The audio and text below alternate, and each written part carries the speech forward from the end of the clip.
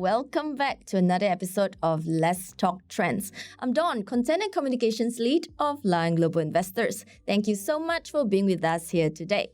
Joining us today on this episode is Kenneth Ong, our fund manager of the Lion Global Singapore Dividend Equity Fund. Today, we will discuss some of the pain points of Singapore investors this year and our outlook for the Singapore equity market. Welcome, Kenneth. Thank you very much, Dawn. It's great to be here. All right, so first things first, surging inflation, everything, it's so expensive now. Singapore's core inflation hit a 13-year high in July of 4.8% year-on-year. This is the highest level since it touched 5.5% in November 2008. While inflation hits every part of our lives, right? From gas to groceries, property prices and rents. Lunches and CBD. Everybody in office is definitely feeling it.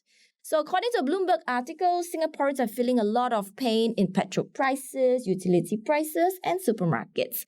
So the question to you is this high level of sustained prices going to be how long is it going to be sustained for? Well, Dawn, the thing is, we've all been hurt by this inflation. But the good news is that we think that inflation is likely going to ebb off, right? And the reason for that is that oil prices, which have been a key component of the driver of inflation, has started to come off the highs earlier this year. So, I don't think we have to be too concerned about inflation in the near term. But longer term, 5 to 10 years, we can expect inflation globally to be higher this decade than the last decade. But the good news is that for Singapore equities will outperform better in periods of higher inflation. Okay, so I'm going to stop you right there. Can you just explain to our listeners why you think that inflation will be higher in the next decade? So the main reason for that is that global superpowers are moving towards an era of deglobalization and an uncertain period of conflict. If there's further tension between Europe and Russia, or between China and the US, then countries all over the world will increasingly look at energy security, food security, or supply chain security. So this means that governments will be looking to invest further in these areas, particularly in renewable energy, as well as onshoring of supply chains. For instance, the US looking to bring technology back away from Asia and back into their home soil. Now, when governments act in this way, it would naturally result in an inflationary environment. Why would this be the case? This is because there will be higher demand for commodities, materials, manufacturing output to rebuild and duplicate these energy, commodity, and manufacturing networks. Now, Singapore stands to benefit from such an environment. As an important contributor to the global manufacturing supply chain, Singapore companies can stand to benefit from the increased demand for renewable energy solutions, robotics, integrated manufacturing solutions. So this means higher revenues for companies in Singapore, and that is why this will translate to better stock market performance for the Singapore market. Okay, thank you very much for that. So the key message I'm getting out of it is that inflation is going to come off the boil in the short term because, as you said, right, oil prices have declined, I think, 25% since June this year. However, inflation is going to remain higher for longer. So what does this mean for, everyday person? As you said, we've all been hit by inflation, right? Hit very hard this year. So there is no doubt that we are all kind of suffering from the consequences of high inflation. Well, that's true. But the good news is that, what the pandemic has taught us is that governments across the world, not just in Singapore, can give targeted subsidies in various areas, for instance, in healthcare, in fuel, or even in GST rebates, right?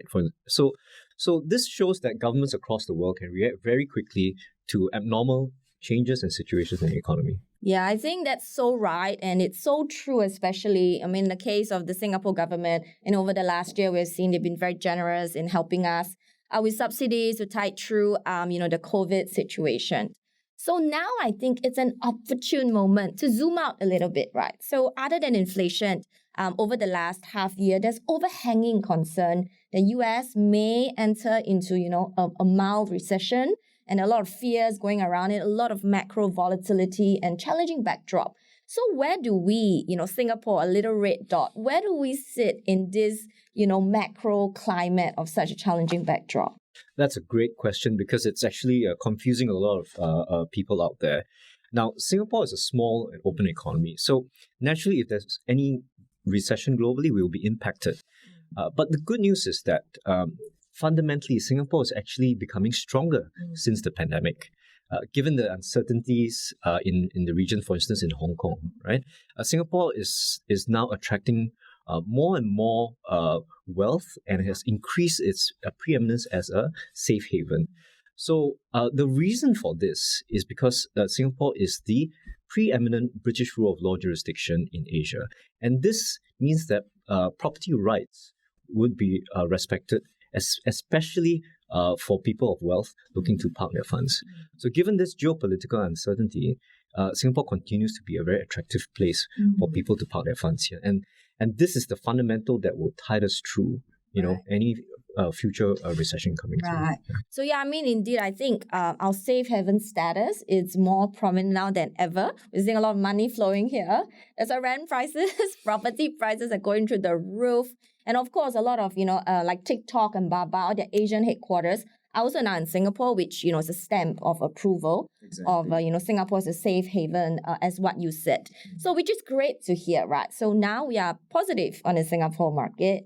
So how should investors be potentially best positioned in Singapore, given the macro volatility that we're seeing right now? Well, generally, we are a bit cautious on the market, but we are positive on Singapore being able to tide through, right, all the uncertainty that's coming through, right? So for us, and when we look at the Singapore market in a global context, right, Singapore market actually offers a lot of blue chip companies. Okay, now blue chip companies are essentially quality companies with a sustainable franchise.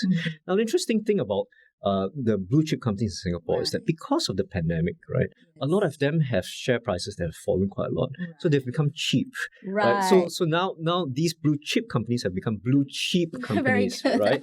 So and the thing is, not only are they cheap, but they're actually repositioning themselves for the future using new technology, right? Internet of Things, smart cities, biomedical, robotics, material science. A lot of these technologies are now being adopted by our blue chip companies.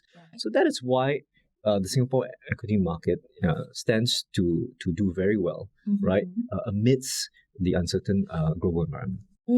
So I think that's great. So what I'm hearing is, we like this, big market cap companies, very stable, strong balance sheet, good cash flows, right? So this is where kind of the sectors that we like in the Singapore market, out of the global context.